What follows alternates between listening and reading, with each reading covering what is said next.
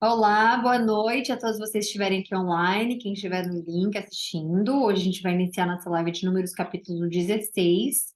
A luz está escuro aqui, peraí.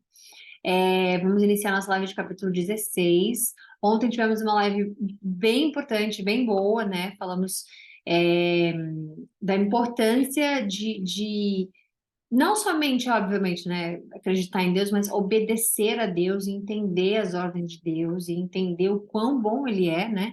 E o que que a obediência nos traz, né? Em relação a Deus, obviamente.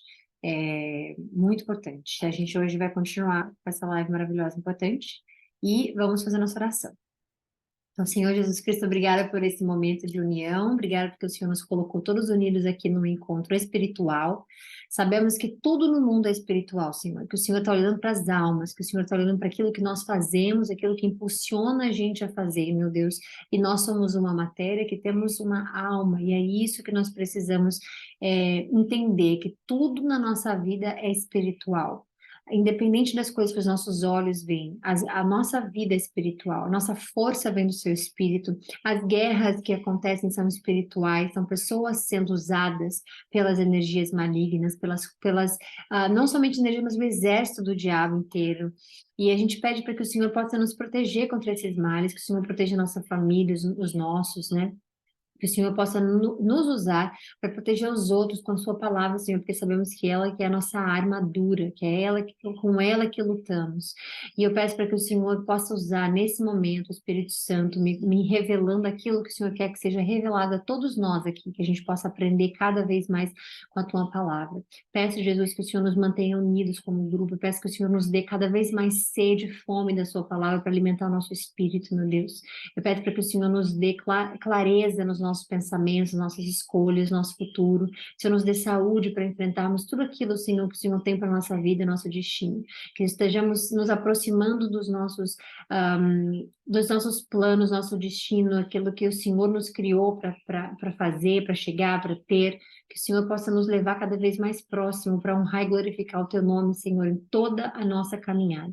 Entrego essa live a Ti nesse momento, Jesus, e peço para que o Senhor, o Seu nome esteja em nossos corações, que o Seu nome esteja acima de tudo, de todos na nossa vida, para que a gente possa ter uma comunhão cada vez mais próxima de Ti. Obrigada, em nome de Jesus agradeço, que o Senhor nos livre de todas as distrações. Amém. Bom, vamos lá. Deixa eu só fazer um negocinho aqui rapidinho, um minuto. Peraí.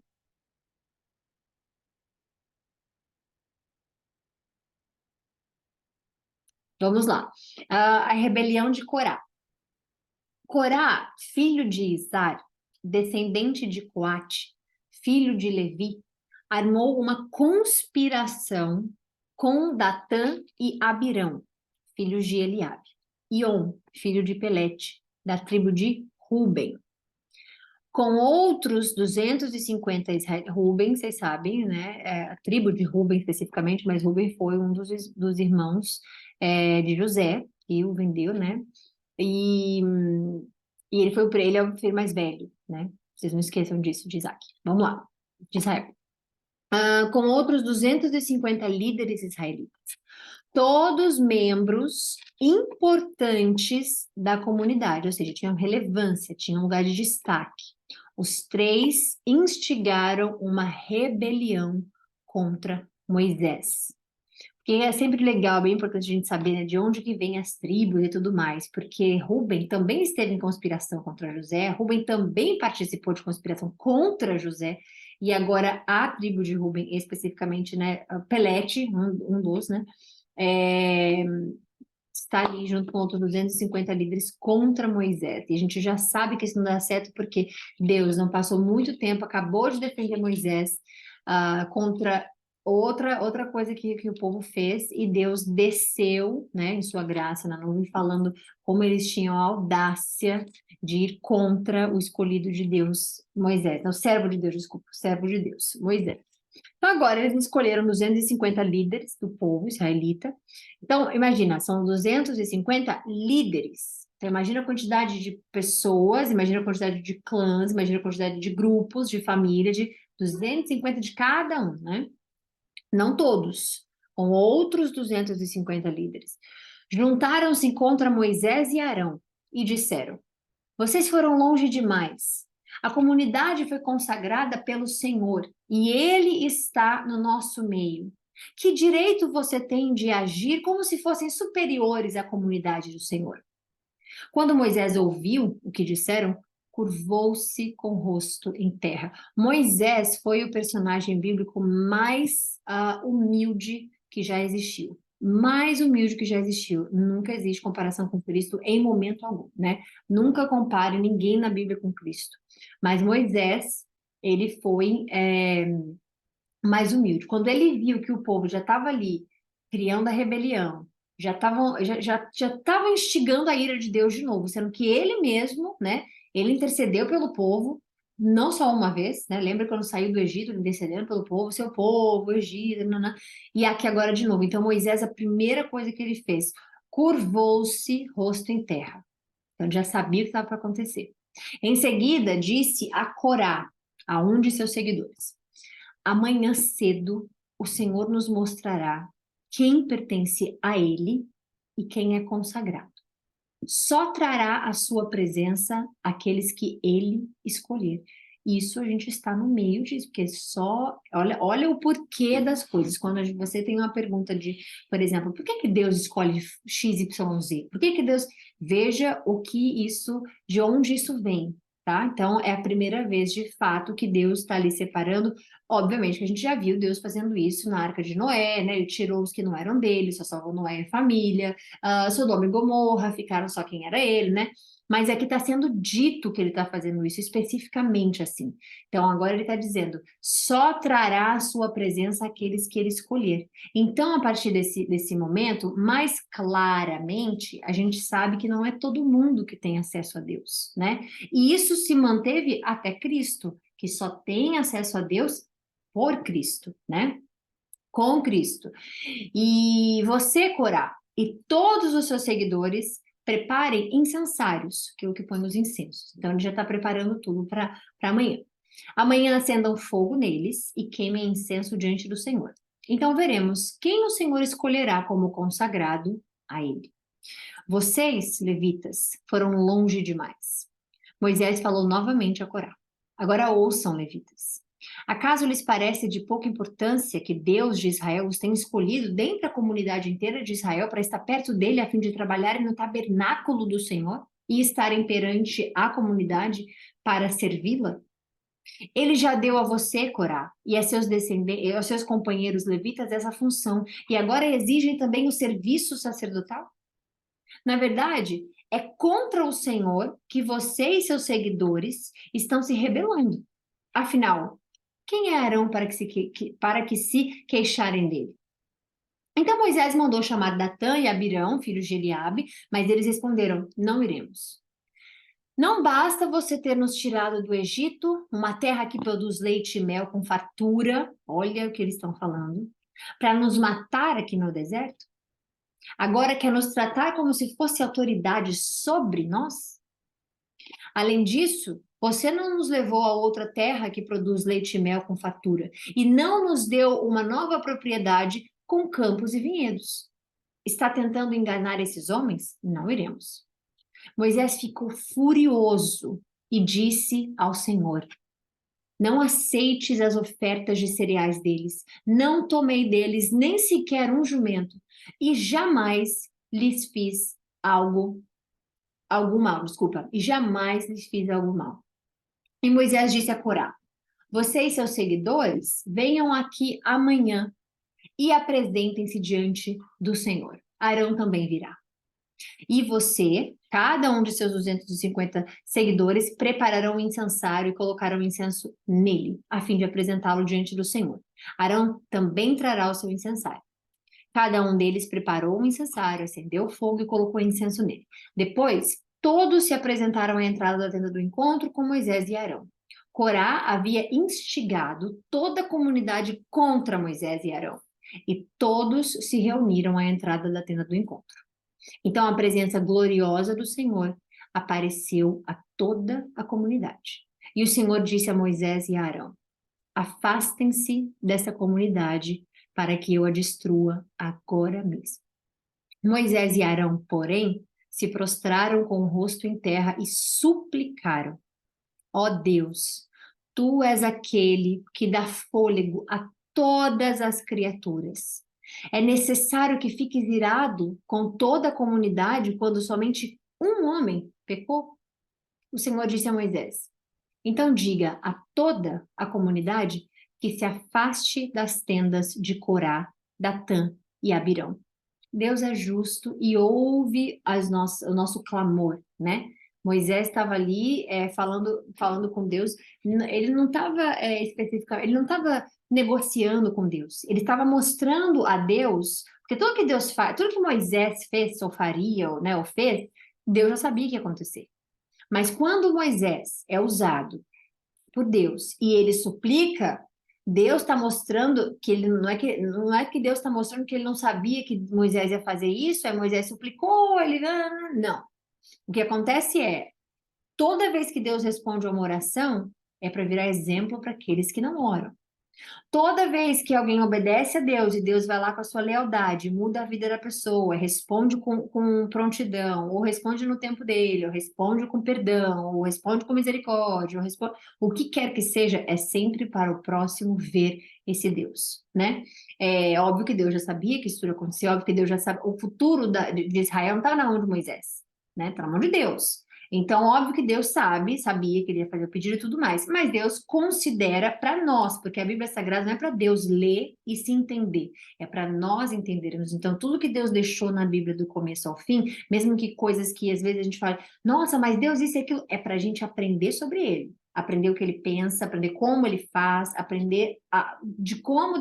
Então, o que está mostrando aqui agora não sabia que Deus ia implorar por vocês, então eu vou. Não, Deus está mostrando a importância da oração, a importância de você interceder por um próximo, a importância de você ter essa, porque a gente não vai necessariamente interceder por todo mundo, orar por todo mundo, fazer tudo por todo mundo, mas quando a gente lê a Bíblia, quando a gente lê a palavra de Deus, a gente vê, por exemplo, o que esses profetas faziam, a gente quer chegar próximo a isso, a gente quer também orar pelos nossos, pedir pelos nossos, né? Quantas pessoas você já orou por na sua vida? Pessoa que pediu por saúde, pessoa que pediu por trabalho, pessoa que pediu pela vida amorosa, né? Tá passando por uma dificuldade. Quantas vezes? Então, Deus está mostrando a nós que a nossa oração tem poder, que a gente é intercedendo, né, a Cristo por pessoas, por exemplo, que às vezes não querem orar, não sabem orar, não conhecem a Deus. Deus ouve. Então, o que ele está mostrando ele falou, vou destruir todo mundo. Mas quando ele faz isso, ele já sabia se ele ia destruir ou não ia destruir. Ele não está pedindo autorização de Moisés e de Arão. Mas quando ele faz isso, né, ele está mostrando às pessoas que ele tem compaixão. Ele está mostrando que ele é perdoador, que ele perdoa as pessoas. Ele está mostrando que quando tem, ele também prova, né, o coração de Moisés e de Arão. Porque é um coração bom. Tem pessoas que, por exemplo, hoje em dia faria, beleza, vou me afastar aqui e vai lá, destrói eles. E fariam. Então Deus prova tudo, tudo tem um sentido para Deus, tudo tem um propósito, gente. Nunca pensem que tudo tem um propósito. A hora que o sol nasce, que ele se põe, a hora que você sai de casa, você sai com atraso, e aí você vê lá na frente que podia ter dado um acidente ou aconteceu alguma coisa que você não estava lá presente, você vê que Deus estava. Tudo tem um propósito nesse tempo de Deus, nessa vida de Deus, nesse mundo, nesse planeta, nessas criaturas que Deus criou. Todos nós, tudo tem um propósito. Então aqui Deus está mostrando parte do caráter dele, está mostrando parte porque ele ouviu Moisés. Ele não é novamente porque ele estava pedindo autorização de Moisés, mas para mostrar ao povo quem ele é de fato, né? Ele não desiste do povo. Ele não desistiu do povo até chegar Cristo, né? Chegou Cristo ali e falou: bom, cada um é responsável pelas suas escolhas, quer vir para o céu, quem crê em Cristo. Não quer ir para o céu, não crê em Cristo. Até o momento ali de Cristo, ele lutou dia após dia pelo povo israelita, pelos israelitas, né? Pela nação. Lutou. Mas a ira dele permaneceu, porque ele mandou Cristo, eles não acreditaram. E Cristo foi o quê? Nosso último sacrifício. Então, Deus não faria mais sacrifícios, Deus não faria mais holocaustos, Deus não faria mais. Então, Cristo é a última chance que alguém tem para chegar até Deus. É a última chance, seja, né, quando Cristo fala, ninguém vai ao Pai senão por mim, a gente interpreta isso nas nossas orações, que só chegam a Deus através dele, né? Mas de fato é chegar você espírito, você alma, depois que morrer, né? Só vai para o céu, ou seja, só vai chegar a Deus se for através de Cristo, ok? Vamos, disse ele ao povo. Afastem-se das tendas destes homens perversos e não toquem em coisa alguma que seja deles. Do contrário, vocês serão destruídos por conta do pecado dos pecados deles. Todo o povo se afastou das tendas de Corá, Datã e Abirão. E Datã e Abirão saíram e ficaram em pé à entrada da tenda do encontro, junto com suas esposas, seus filhos e suas crianças pequenas. Então Moisés, assim você disse, assim vocês saberão que o Senhor me enviou para fazer todas essas coisas que tenho feito, pois não as realizei por minha conta própria. Se estes homens morrerem por causas naturais, ou se nada fora do comum acontecer, então o Senhor não me ouviu. Mas, se o Senhor fizer algo completamente novo e o chão abrir a sua boca e engolir junto com todos os seus pertences e eles descerem vivos à sepultura, vocês saberão que estes homens mostraram desprezo pelo Senhor. E é o que vai acontecer. Então, Deus está falando, como a gente acabou de falar aqui, Deus está mostrando algo, né? Para nós que estamos lendo isso, que temos acesso a isso aqui. Ninguém daqui que está aqui hoje, né, ou que viu essa live 20 anos à frente, 50, 300, ninguém estava nesse momento. Então, isso aqui não é somente para eles, isso aqui aconteceu com eles para o nosso aprendizado, como diz o apóstolo Paulo. Então, ele está falando, se Deus ouviu a minha oração, né, o que eu pedi, o chão vai se abrir e os responsáveis por toda essa rebelião que fez vocês se rebelarem contra Deus e tudo mais, vai se abrir e eles todos vão cair. Se Deus não fizer nada, ele não me ouviu, né? Mal ele havia acabado de dizer essas palavras e o chão debaixo deles rachou. Tudo que Moisés tinha acabado de falar. Então Deus já respondeu dizendo: eu ouvi. A terra abriu a boca e engoliu os homens, todas as suas famílias e todos os seus seguidores e tudo que possuíam. Desceram vivos à sepultura, junto com seus pertences. A terra se fechou sobre eles e desapareceram do meio da comunidade. Todo o povo que estava ao redor fugiu quando ouviu os gritos deles. A terra nos engolirá também, exclamaram. Em seguida, um fogo ardente saiu do Senhor e queimou os 250 homens que ofereciam, incenso. Porque é o seguinte, gente, na nossa vida a gente precisa entender o que é cortar pela raiz, o que é perdoar, o que é ouvir, o que é perdoar sem se aproximar de novo, o que é, né? Existem várias formas. Mas uma coisa é importante a gente entender, né? Principalmente quando Deus mostra essas coisas. Deus separa o trigo do joio. Deus separa o fermento, que é levado como pecado na palavra de Deus, da farinha pura. Então, Deus corta pela raiz, né? Tantas coisas na nossa vida que a gente vai prolongando, protelando, vai deixando, e aquilo vai só afastando, vai só afastando, vai só afastando. Mas por que Deus enviou Cristo? E porque nós temos, né, o entendimento e o discernimento do que é a palavra de Deus, do que é obedecer a Deus, Deus não vai tirar nada da nossa vida de forma invasiva, né? Ele vai fazer, obviamente, de forma elegante, como ele é, maravilhoso. E a gente vai, na nossa vida, passar por sofrimentos repetitivos, enquanto a gente, o quê? Não aprendeu o que ele está querendo ensinar, ou a gente vai continuar essa vida, ou a gente vai continuar uma vida de desobediência, que nada dá certo, tudo se repete, etc, etc. Porque a gente não presta atenção naquilo que Deus está ensinando, né? Ele não vai, por exemplo, você não vai, por exemplo, chegar num relacionamento com uma pessoa e aquela pessoa não é cristã, ou aquela pessoa não gosta de Deus, negou a Deus, né? Não pessoas que não têm acesso ou não conheceram Deus, porque essas pessoas, né, elas podem ser apresentadas, mas aquelas que rejeitaram, por exemplo, até o final da vida tem chance de se converter. Mas, por exemplo, você se aproximar de uma pessoa que não gosta de Deus, ou que não fala de Deus, ou que, né, é para isso que Cristo veio, né? São para essas pessoas que não têm acesso a Ele terem, e Ele ser para todos, né?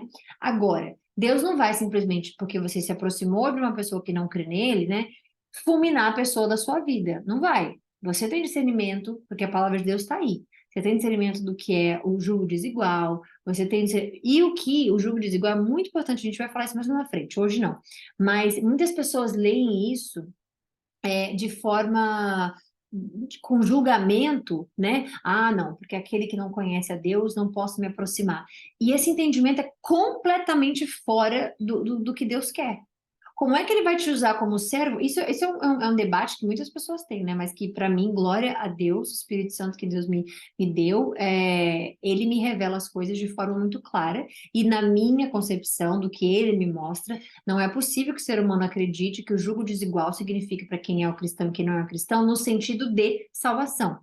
Porque se a gente estiver falando jugo desigual em relação à salvação, ninguém vai ser salvo, porque nós que somos escolhidos para sermos servos da palavra de Deus e passarmos o evangelho, a gente vai passar para quem? Para a própria comunidade cristã? Não vai? Então, existem entendimentos do que Deus quer fazer com aqueles que não o conhecem, né? Agora, aqueles que vão contra, que rejeitam, isso precisa ser julgado. E aí, né, só que a gente está vendo que criaram uma rebelião, foram usados, obviamente, né, pelo mal, pelo demônio. Porque o que que Satanás era? Era um anjo, Lúcifer era um anjo, né? E queria ser Deus. Tudo que ele quer até hoje é ser Deus. Ele quer poder, os poderes de Deus, ele quer é, o exército de Deus, né? Ele quer almas como Deus quer. Ele quer tudo que Deus faz, ele quer fazer igual. Tudo, tudo, tudo, tudo, tudo. Ele é um copião sem originalidade, ele é isso. Então, tudo que você perceber que parece muito bom, mas não bate com a Bíblia, separa. Então, separa. E é o que Deus está fazendo. Deus viu que 250 homens tinham um coração vazio dele. Tinham um coração que não era um coração, que rejeitaram ele, né? Porque a rejeição de Cristo e Deus é uma coisa. Não conhecer, não ter sido apresentado, nunca ter tido oportunidade, isso é outra. Mas rejeitar a Deus tem um peso muito forte. Até o momento da pessoa estar viva, se ela não se converter e ter rejeitado a Deus, nunca mais terá chance de julgamento, nada disso. Então, o Senhor disse a Moisés: ordene a Eleazar, filho do sacerdote de Arão, que tire todos os incensários do meio do fogo, pois são santos. Diga-lhe também que espalhe as brasas. Pegue os incensários dos homens que pecaram e pagaram por isso, com a própria vida, e bata o metal com um martelo, até formar uma lâmina para revestir o altar. Uma vez que esses incensários foram usados na presença do Senhor, eles se tornaram santos, que sirvam de advertência para o povo de Israel. Tá vendo? Deus deixou tudo isso acontecer, porque Ele é que permite tudo acontecer na nossa vida, nesse planeta Terra, nesse mundo. Ele que permite. Então, Ele permitiu para quê? Aqui tá a resposta. Para que sirvam de advertência para o povo de Israel. O sacerdote Eleazar recolheu todos os incensários de bronze usados pelos homens que morreram queimados e bateu o metal com o martelo até formar uma lâmina para revestir o altar. Essa lâmina servira como recordação aos israelitas. Ninguém que não fosse descendente de Arão poderia entrar na presença do Senhor para queimar incenso. Se alguém o fizesse, aconteceria a ele o mesmo que havia acontecido a Corá e os seus seguidores, conforme o Senhor tinha dito por meio de Moisés. Logo na manhã seguinte, porém, toda a comunidade de Israel começou a se queixar de Moisés e Arão outra vez. E disseram: vocês mataram o povo do Senhor, dizia eles. Mas, enquanto se reuniam para protestar contra Moisés e Arão, voltaram-se para a tenda do encontro e viram a nuvem cobri-la, e a presença gloriosa do Senhor apareceu. Moisés e Arão foram para a frente da tenda do encontro e o Senhor disse a Moisés: afaste-se dessa comunidade para que eu a destrua agora mesmo. E Moisés e Arão prostraram-se com o rosto em terra. Então Moisés disse a Arão: rápido, pegue um incensário e coloque nele brasas no altar. Acrescente incenso e leve-o para o meio da comunidade, a fim de fazer expiação por ela, pois a ira do Senhor está acesa e a praga já começou. Arão seguiu a ordem de Moisés e correu para o meio da comunidade. A praga já havia começado a matá-los. Mas Arão não queimou o incenso. Desculpa, mas Arão queimou o incenso e fez a expiação por eles. Colocou-se entre os mortos e os vivos, e a praga cessou. Ainda assim, 14.700 pessoas morreram da praga, além daquelas que tinham morrido por causa da rebelião de Corá. Uma vez que a praga cessou, Arão voltou a Moisés, que estava à tenda do encontro. Bom, eles fizeram isso, o povo viu, o povo indo morrendo, né? E Deus está ali, ó, insistentemente mostrando quem é Deus. Ele, quem ele é, quem ele é. Ele fala: eu sou, eu sou, eu sou. E ainda assim, eles acabaram de ver as pessoas morrendo, se não viram, ouviram. E ainda assim foram lá e reclamaram de Moisés de novo. E aí Deus foi lá e falou a mesma coisa. Afastem dele que eu vou destruir. E aí Arão e Moisés fizeram a mesma coisa. Foi lá, oraram por eles, etc, etc. E aí Deus começou a fazer. E Deus começou a matá-los, né? Mas Deus é um Deus de palavra. E quando ele estava fazendo a expiação, funciona. Ele estava tirando, limpando, né? Tirando não, porque só Cristo pode tirar o pecado, mas ele estava limpando eles do pecado. E aí Deus parou, porque foi feito parte da oferta, né? Parte do que Deus manda fazer, do ritual que Deus manda fazer pelo pecado.